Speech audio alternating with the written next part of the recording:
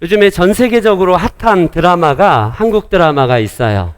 네, 우리나라 뭐 20%가 넘었다고 하는데 이상한 변호사 우영우 하도 뭐 이렇게 뭐 말이 많아서 어제 저녁에 설교 준비하면서 두 편을 그냥 몰아서 빨리 그냥 보기로 했습니다. 막 1.5배, 2배로 그냥 무슨 내용인가 쭉 그냥 그거거든요.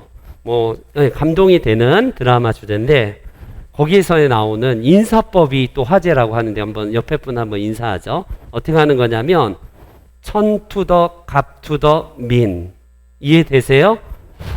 이게 좀 어려우시면 안녕하세요 이렇게 하시면 됩니다. 옆에 분 한번 보시고 시작. 태권도 하시는 분 있네요. 우리 홍석조 일사님 막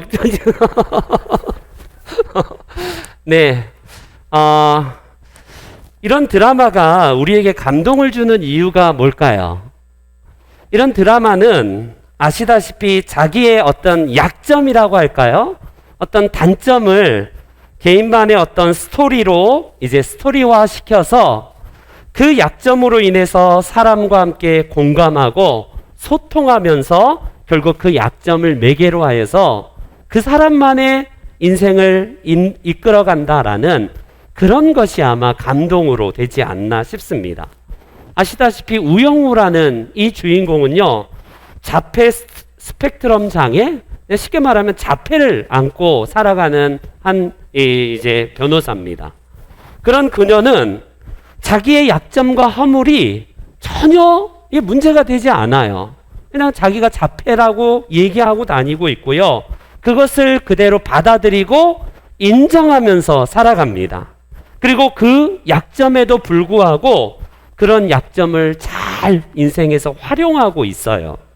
그럼 우영우는 단지 그냥 불쌍한 장애인, 동정심을 자아내는 그런 불쌍한 사람, 이런 인식이 아니라 그녀만의 그 약점과 단점을 인생의 스토리로 만들어가서 결과적으로 별이 돼버립니다. 여러분, 그게 꼭 드라마의 이야기나요?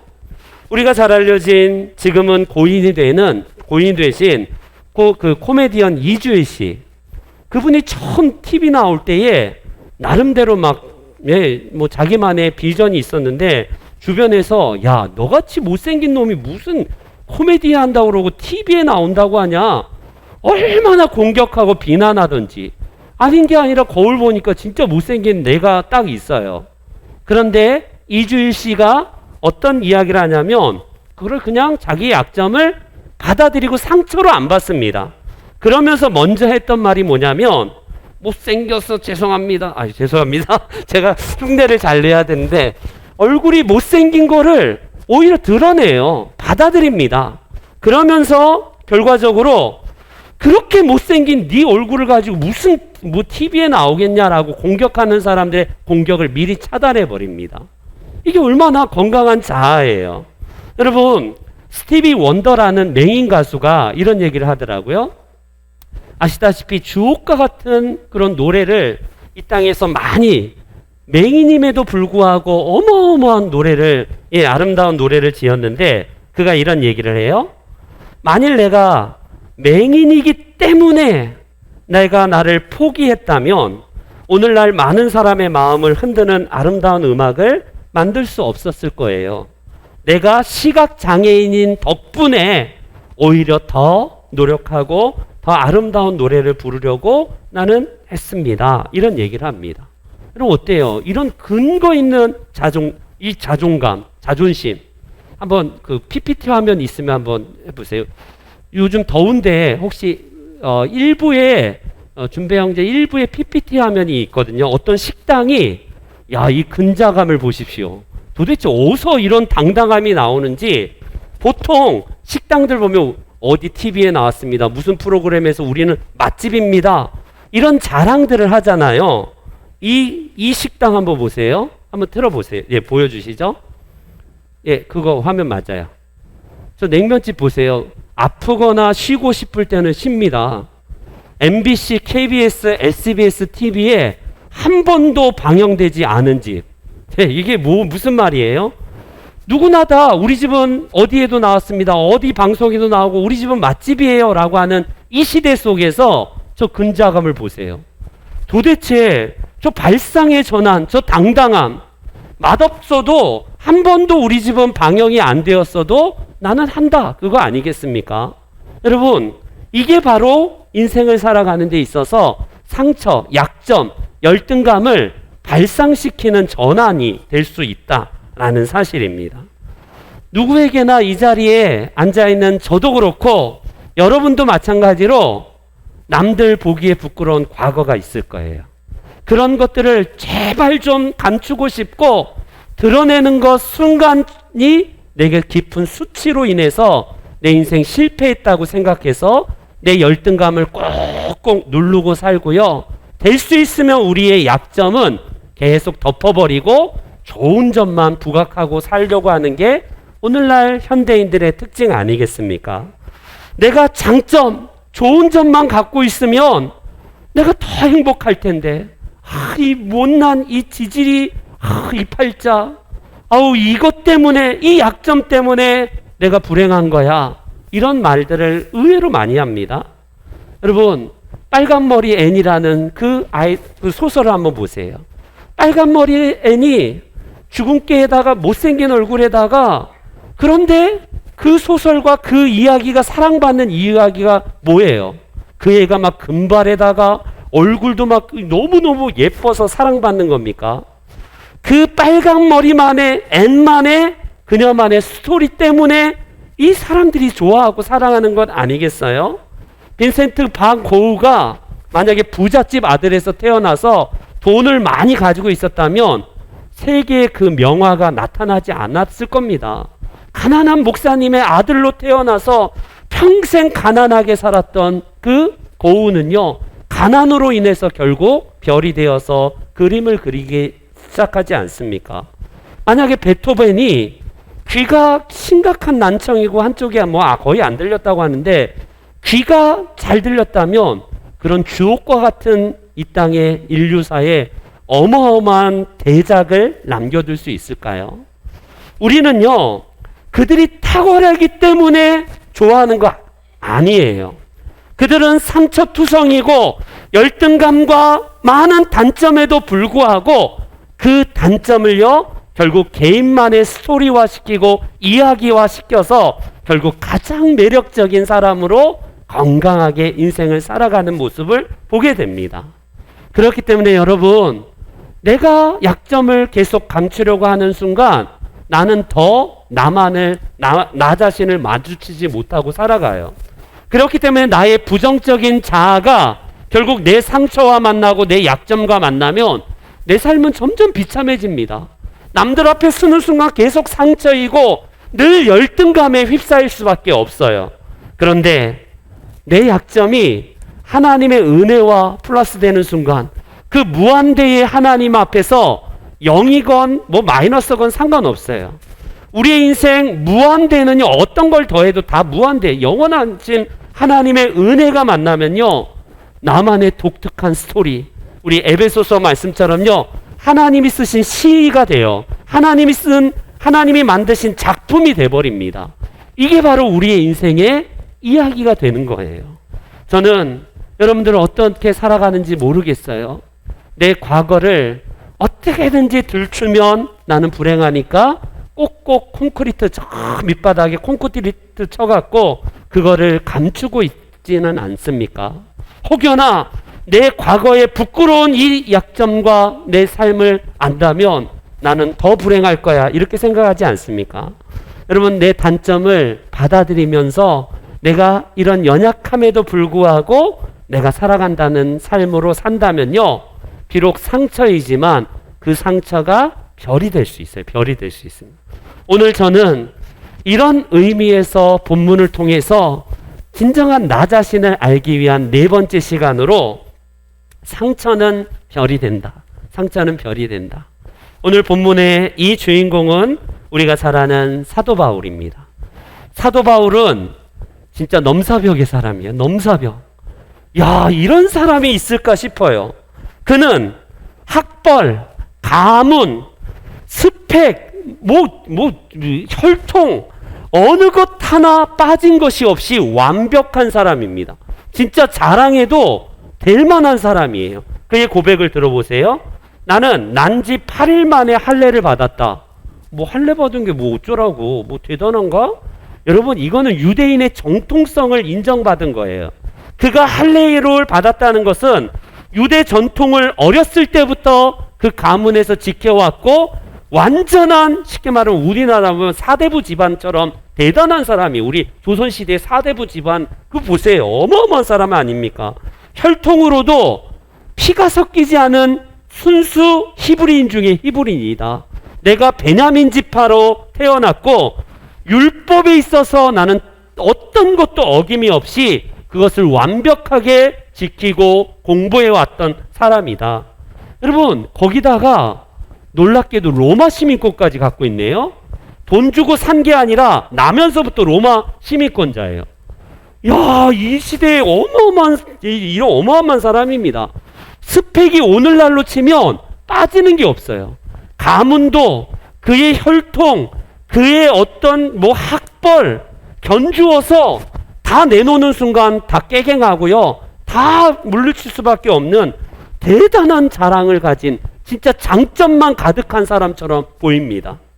그런 그가, 여러분, 예수 믿고 나서 진짜 바보가 됩니다. 예수님 만나고 나서 다마스쿠스 그곳을 이제 시리아 넘어가다가 결과적으로 부활하신 예수님을 만나게 되거든요. 그런 그가 예수님 만나고 나서 어떻습니까? 그의 장점, 그의 스펙, 그의 대단한 학벌, 그의 가문, 혈통, 이걸 배설물처럼 다 버렸대요. 다 버렸답니다. 그러면서 그는요, 뭐라고 고백하냐면, 내가 나의 약한 것을 자랑한다. 오늘도 나의 연약함을 자랑한다. 본문만 해도 그걸 계속 고백하고 있어요. 여러분, 강한 것을 자랑하지 아니하고, 장점과 나의 스펙을 자랑하지 아니하고, 내 약점을, 내 약한 것을 나는 자랑합니다 라고 고백을 하고 있어요. 내가 이런 사람을 위하여 자랑하겠으나 나를 위하여는 약한 것들 외에 자랑하지 않겠다라고 일가라고 단언합니다.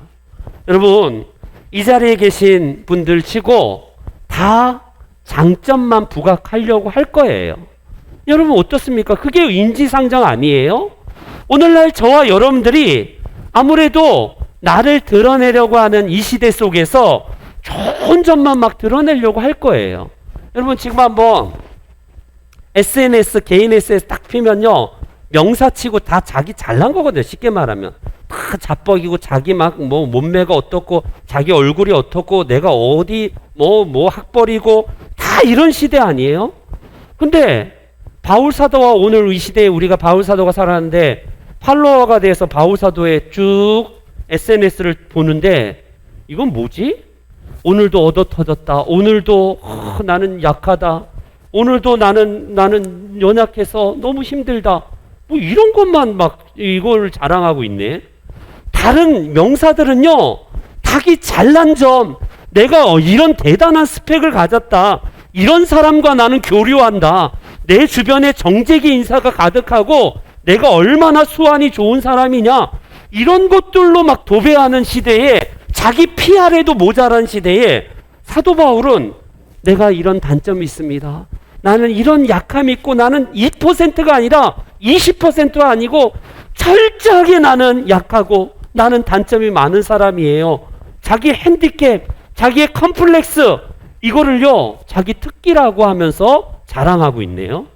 여러분, 이게 어떻게 된 겁니까? 이거는 오늘 이 시대를 살아가고 있는 저와 여러분들에게도 이상한 모습이에요. 이상한 모습. 도무지 이런 이야기들을 한다는 것 자체가 저 사람 제대로 된 정신인가 싶지 않겠습니까? 여러분, 오늘 이 시대에 저와 여러분들이 그의 인생의 스토리를 보자면 진짜 강점만 있는 사람처럼 보이는데, 예수님 만나고 나서 뭐라고 하냐면, 나는 약한 점들을 내가 자랑할 수밖에 없습니다 라고 해요. 도대체 사도 바울은 뭘 그렇게 약하다고 할까요? 우리가 말씀드렸듯이 대단한 스펙이고 어느 것 하나 빠진 것들이 없는 뭐 하나라도 빠지잖아요, 보통. 그런데 청문회에 왔는데 완전히 퍼펙트. 완전히 다 그냥 무음하고 무결해요. 그는요, 진짜 완벽한 사람입니다. 그런데 예수님을 믿고 나서 그는요, 약한 것을 내가 자랑한다.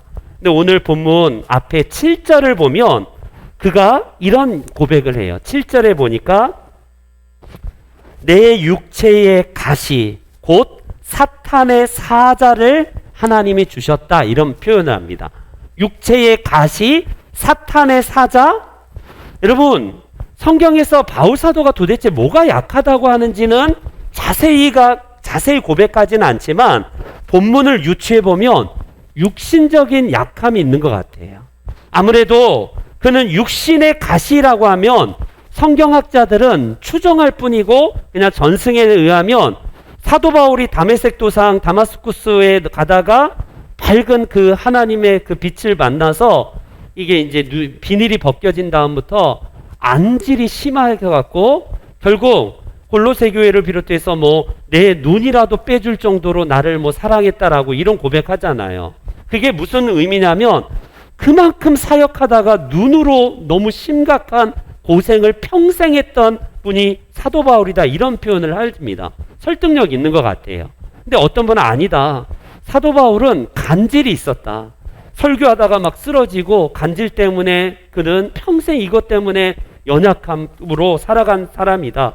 이러고 뭐 안질, 간질, 뭐 심지어 치질, 뭐 여러 가지 몸의 질병들을 다 가지고 있기 때문에 그는 정말 연약한 몸 때문에 이게 육신의 가시다. 그게 큰 핸디캡이고 사역자로서 도무지 사역을 감당하기에는 너무 힘든 방해거리였어요. 그런 그가 자기가 자랑할 것들이 99.9999%인데 이런 연약함을 자랑한다라고 한 이유가 도대체 뭘까? 여러분들은 오늘 본문을 통해서 내가 하나님 앞에서 혹시 내가 가진 이 약점이 뭔가를 한번 점검해 보십시오. 그리고 이 속에서 좌절하지 아니하고 이 약점, 이 연약함을 별로 만들 수 있는 비결이 뭔지를 함께 말씀을 나누길 원해요. 저를 한번 따라해 주시기 바랍니다. 왜 사도 바울은 약점을 자랑했을까? 그거는요, 바로 첫 번째 이겁니다. 따라해 주세요. 기도를 하기 때문이다. 시작. 기도를 하시게 하나님께서 만드시기 때문에 그래요. 여러분 인생 최고로 진짜 하나님과 순결하게 주님을 만나고 동행했던 때가 언제인지 한번 돌이켜 보세요. 등 따뜻하고 배부르면요, 기도의 자리 떠납니다. 많은 경우가 그래요. 하나님을 버리진 않지만 기도 안 해도 비빌 언덕이 있거든요.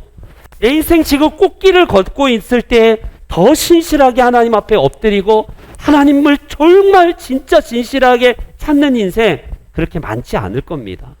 아무래도 우리의 인생 절박할 때가 언제냐면 내 인생 고난이 찾아오고 어려움이 찾아올 때 기도하게 돼요. 사도 바울은 오늘 본문 8절의 말씀에 이것이 육신의 가시가 내게서 떠나가게 하기 위해 내가 3번 주께 간구했다, 이런 표현합니다.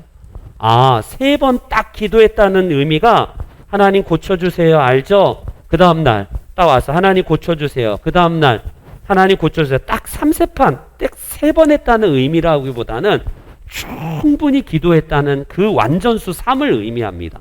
하나님이 성삼위 하나님의 완전함을 표현할 때 3이라는 표현을 쓰듯이 사도 바울이 3번 주께 간구했다는 것은 일평생 이 육신의 가시, 이 약점 때문에 그가 도무지 사역이 안 되니까 하나님 앞에 충분히 이거 떠나가게 해달라고 기도한 거예요. 여러분, 사도 바울은 너무나 잘난 사람이기 때문에 기도가 필요 없었던 사람입니다. 어때요?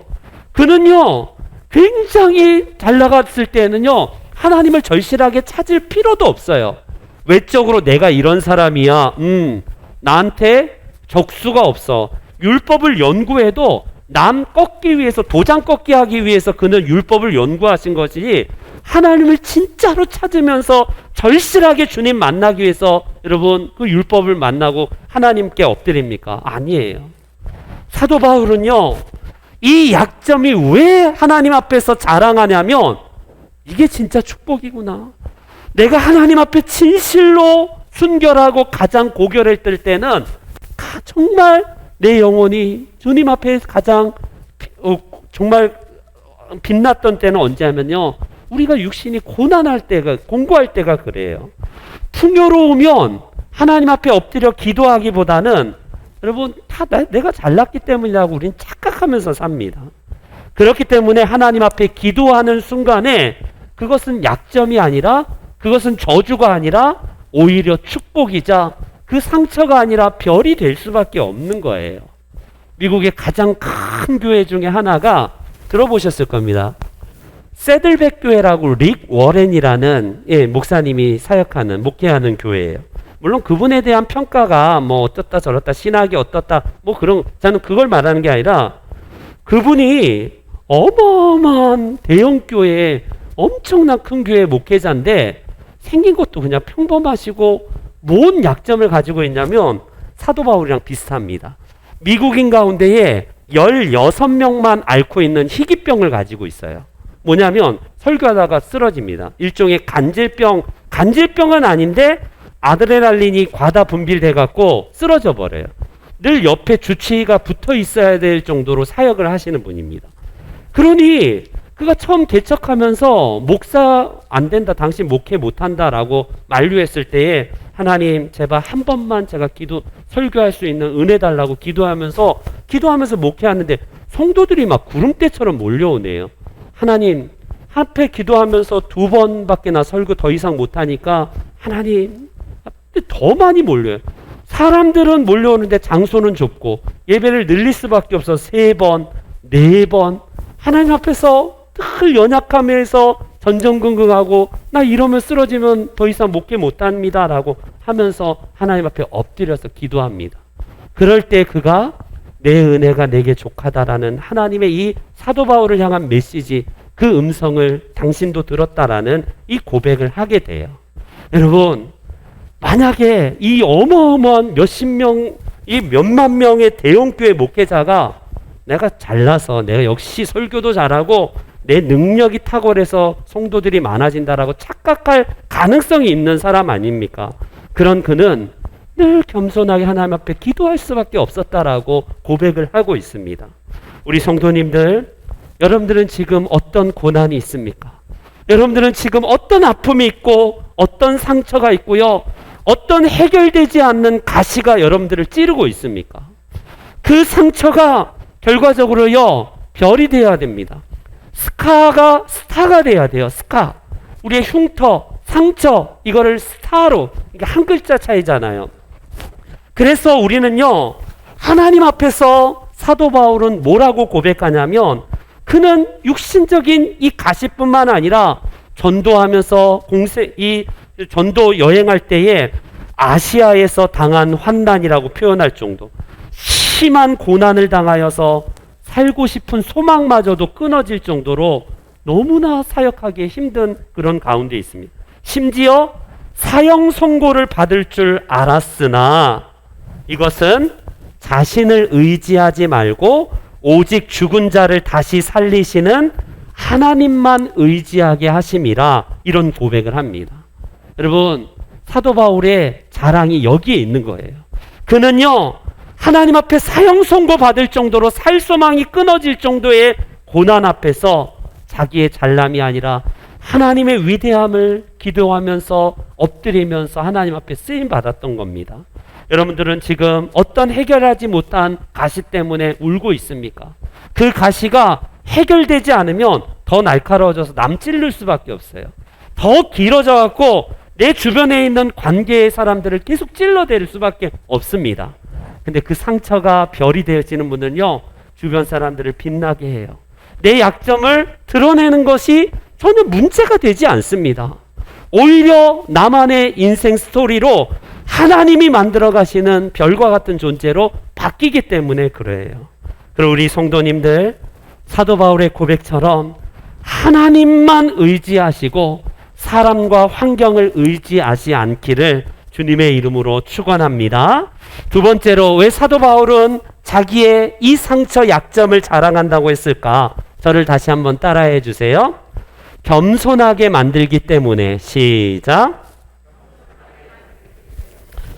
진짜 겸손하게 만든다고 고백하고 있어요.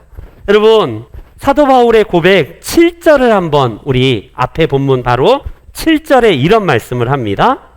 여러 계시를 받은 것이 지극히 크므로 너무 자만하지 않게 하시려고 이렇게 말씀합니다. 여러분, 사도 바울은 말 그대로 예수님 만나고도 진짜 넘사벽입니다. 그의 고백을 한번 들어보세요.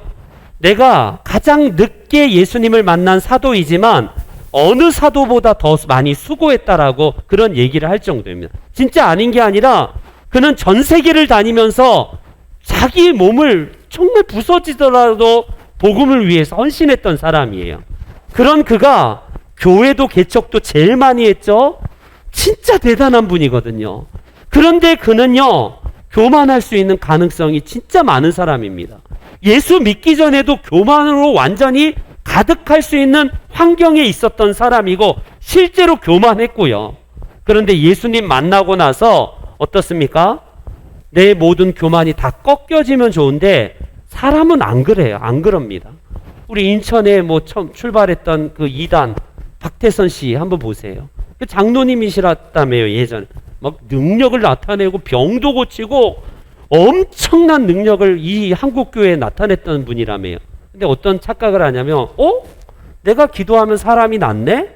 자기가 신이 돼버리고 자기가 하나님이 돼버리지 않습니까? 그러니 교만해서 지금 죽었지만 끝까지 회개하지 아니하고 자기가 하나님이라고 얘기하는 사람이 되어버렸습니다. 사도 바울은 어떤 사람이에요? 너무나 놀라운 막 환상, 경험, 계시, 하나님으로부터 받은 계시가 너무 크고요. 가장 많은 성경도 쓰고 전도도 많이 하고 교회도 개척도 가장 많이 했던 사람인데 그런 그가 내가 너무 자만하지 않기 위해서 하나님이 육신의 가시를 주셨대요. 이게 바로 사도 바울로 어떻게 하냐면 겸손하게 만들었다라는 표현입니다. 여러분, 자기의 능력이 출중하고 탁월하면 하나님의 할렐루야, 하나님이 저를 그렇게 하셨습니다. 하나님께 영광 돌리기보다는 자식 잘 알고 있고 내가 원래 잘나 속으로 그렇게 우리 막 다 생각하잖아요. 사도 바울은요, 결과적으로 하나님 앞에서 겸손하게 쓰임 받았던 이유가 뭐냐면 육체의 가시를 통해서 교만하면 안 되지. 내가 한 방에 훅 간다라는 거 이거 잘 알고 있었어요. 여러분, 하나님은 교만한 자를 어떻게 하냐면 내가 손볼게. 까불지 마. 교만하면 하나님이 대적하신다라고 잠언서를 비롯해서 야고보서 수없이 많은 말씀 가운데 계속 반복적으로 교만하면 내가 대적할게. 그러나 겸손한 자에게 나는 은혜를 베푼다라고 하나님이 말씀하십니다. 여러분들 그런 면에서는 어때요? 우리에게 있어서 왜 약점, 내 상처가 자랑거리이고 주님 앞에서의 은혜이냐면요, 겸손하게 만드는 거예요. 그러니 하나님이 더욱더 귀하신 분으로 하나님을 자랑하는 것이고 하나님만 높여드리는 삶을 살게 됩니다.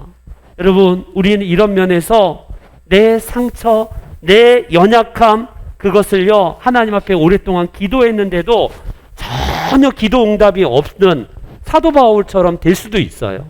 아니, 우리는 기도 응답이 안 됐다라고 될 수도 있지만 사도 바울은 충분히 하나님 이 가시를 좀 없애주세요라고 기도했지만 그게 기도 응답이 된 거예요. 자기의 관점이 바뀌었거든요. 자기는 몸만 나으면 내 육신의 가시만 없어지면 더 멋지게 하나님 나라를 위해서 쓰임받은데 이게 기도 제목이었거든요. 근데 자기의 관점이 바뀌어서 이거는 나를 겸손하게 하기 위해서 너무 자만하지 않기 위한 하나님의 나를 향한 제어 장치이구나, 나를 향한 하나님의 메시지구나, 이 기도 응답을 그가 관점의 변화로 바꾼 겁니다. 우리 귀한 성도님들, 여러분들만의 각 약점이 있어요? 여러분만의 어떤 가시가 있습니까? 상처가 있습니까? 그걸요 하나님 앞에서 붙들고 나아가면 우리를 겸손하게 만들게 하시고 하나님께서 겸손한 자에게 은혜를 주신다라는 약속의 말씀처럼 겸손하게 만드는 하나님의 섭리하에 오늘도 주님 앞에 깊이 나아가시는 저와 여러분들이 되시기를 축원합니다. 세 번째, 저를 한번 다시 따라해 주세요. 왜 사도 바울은 이 상처, 이 약점이 왜 강점일까? 왜 자랑일까? 왜 이걸 자랑할 수 있을까? 다시 한번 저를 따라해 주세요. 하나님의 능력을 경험하게 하기 때문에. 시작. 여러분 9절 말씀을 한번 보시면 하나님의 기도 응답이 이렇게 내립니다. 내 은혜가 너에게 족하다 라고 하면서 이 말씀을 하세요. 그러면서 내 능력이 약한 데에서 나는 완전하게 만드는 하나님입니다 라고 말씀하십니다. 그래서 약할 때에 곧 그때가 강하다라고 10절 말씀에 말씀하고 있는 거예요. 내가 약한 그때에 곧 강함이다. 여러분 이거 역설을 보세요. 이거 무슨 모순이 아닙니까? 나는 지금 약하 있고 상처 중에 있는데 하나님은 그것을 통해서 통로가 되어서 나를 하나님의 능력이 머물게 하는 자리로 만드시고 그걸 경험케 하신대요. 이 하나님의 기막힌 반전의 역사를 한번 보십시오. 여러분들은 지금 어떤 약점을 가지고 있습니까? 우리에게 있어서 우병우와 같은 천재적인 어떤 머리는 가지고 있지 않아요. 스티비 원더처럼 작곡하고 노래를 막 꾀꼬리처럼 잘하고 막 세계를 울리는 그런 노래, 우리의 목소리는 없을 수도 있습니다. 그러나 우리에게 있어서요, 그들이 뭔가 상처가 없고 그가 단점이 없어서가 아니라 그들은요 수없이 많은 연약함에도 불구하고 그들만의 스토리로 써가기 때문에 그들의 이야기가 감동이 되는 것처럼 하나님은 다른 사람들이 아니라 나에게 시를 써가고 있다라고 에베소서 6장에 말씀하는 거 그거예요.